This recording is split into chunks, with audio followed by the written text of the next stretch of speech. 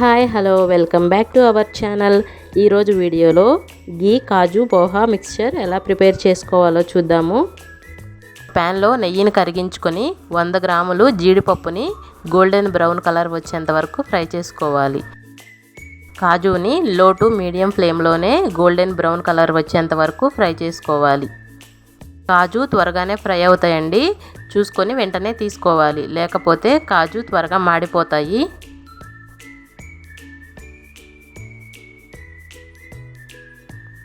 నేను ఇక్కడ 2 కేజీల లావు అటుకులు తీసుకున్నాను. ఈ పోహా మిక్చర్కి కొంచెం లావు అటుకులు అయితేనే బాగుంటాయండి. నేను అయితే 2 కేజీలు తీసుకున్నాను. ముందుగా స్టవ్ ఆన్ చేసి కడాయి పెట్టుకొని డీప్ ఫ్రైకి సరిపడా ఆయిల్ వేసుకోవాలి. ఆయిల్ వేడయ్యేలోపు మనం దీనిలోకి కావాల్సినవి తీసి పక్కన ఉంచుకుందాం. 2 కేజీల మిక్స్చర్కి 300 గ్రాములు ఏపిన శనగపప్పు తీసుకున్నాను. అలాగే 300 గ్రాములు పల్లీలు తీసుకొని పక్కన ఉంచుకోవాలి. ఇప్పుడు ఆయిల్ బాగా హీట్ అయింది. మనకి హీట్ అయిందో లేదో తెలుసుకోవాలంటే కొన్ని అటుకులు తీసి ఇలా వేసామంటే అవి వేసిన వెంటనే పైకి తేలాలి.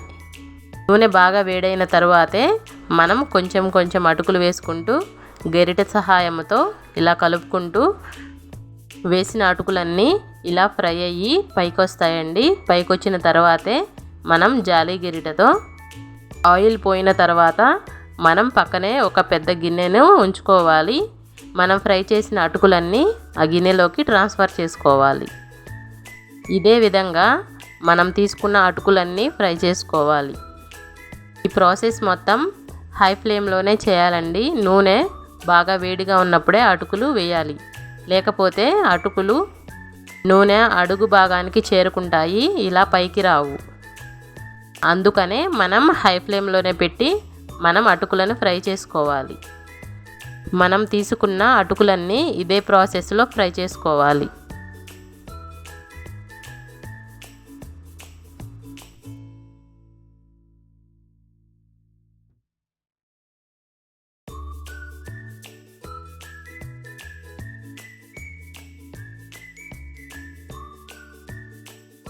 ఇక్కడ నేను తీసుకున్న 2 కేజీల అటుకులను ఫ్రై చేశాను. ఇప్పుడు మనం ఫ్లేమ్ని డౌన్ చేసుకొని ఆయిల్ కొంచెం వేడి తగ్గిన తర్వాత మనం కొలిచి ఉంచుకున్న 300 గ్రాములు పల్లీలను కూడా వేసుకొని కలుపుకుంటూ ఫ్రై చేసుకోవాలి. ఆయిల్ హీట్ కంట్రోల్ అయిన తర్వాతే వేసుకోవాలి, లేకపోతే పల్లీలు త్వరగా మాడిపోతాయి. మనం ఫ్లేమ్ని డౌన్ చేసి ఒక 2 నిమిషాలు ఉంచితే ఆయిల్ వేడి తగ్గుతుంది. ఆ తర్వాత మనం పల్లీలను వేసుకొని ఫ్రై చేసుకోవచ్చు. నేను వేసిన పల్లీలన్నీ ఫ్రై అయినాయండి. ఈ విధంగా గోల్డెన్ బ్రౌన్ వచ్చేలాగా నిదానంగా ఫ్రై చేసుకోవాలి. అప్పుడే మనకి మిక్స్చర్లో క్రంచీగా తగులుతూ ఉంటాయి.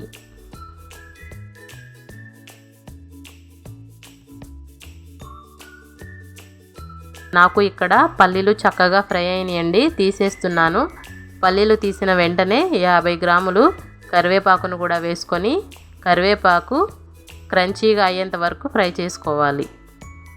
కరివేపాకు ఎక్కడా మెత్తగా లేకుండా చక్కగా పట్టుకుంటే క్రంచీగా అయ్యేలాగా ఫ్రై చేసుకోవాలి.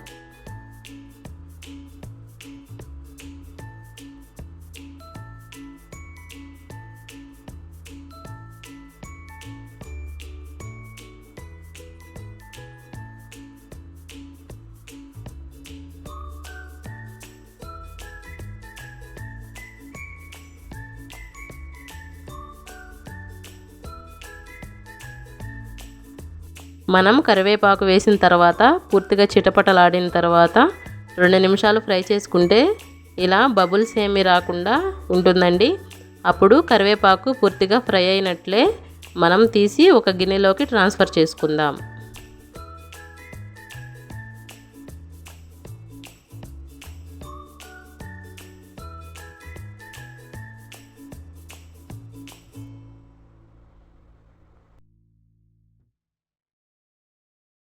మనం ఫ్రై చేసి ఉంచుకున్న అటుకులను ఒక పెద్ద గిన్నెలోకి తీసుకొని అలాగే మనం ఫ్రై చేసి పెట్టుకున్న కాజుని, పల్లీలను, ఏపిన శనగపప్పును కూడా వేసుకొని మిక్స్చర్ మొత్తం కలిసేలాగా ఒకసారి కలుపుకుందాం.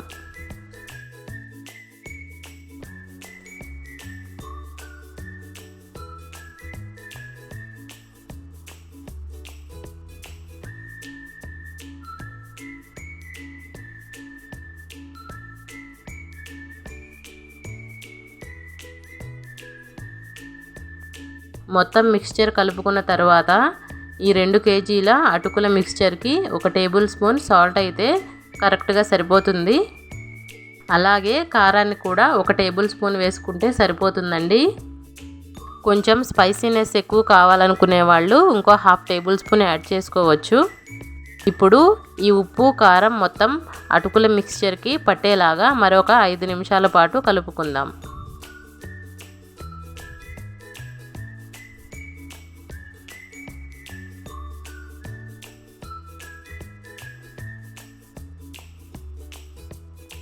ఇప్పుడు దీనిలోకి మనం ఫ్రై చేసి ఉంచుకున్న కరివేపాకును కూడా వేసుకొని ఒకసారి కలుపుకుందాం. కరివేపాకు వేసిన తర్వాత ఎక్కువగా కలపకూడదండి, కరివేపాకు స్మాష్ అయిపోతుంది. ఇలాంటి మరిన్ని వీడియోస్ కోసం మన ఛానల్ని సబ్స్క్రైబ్ చేసుకోండి. Thank you for watching.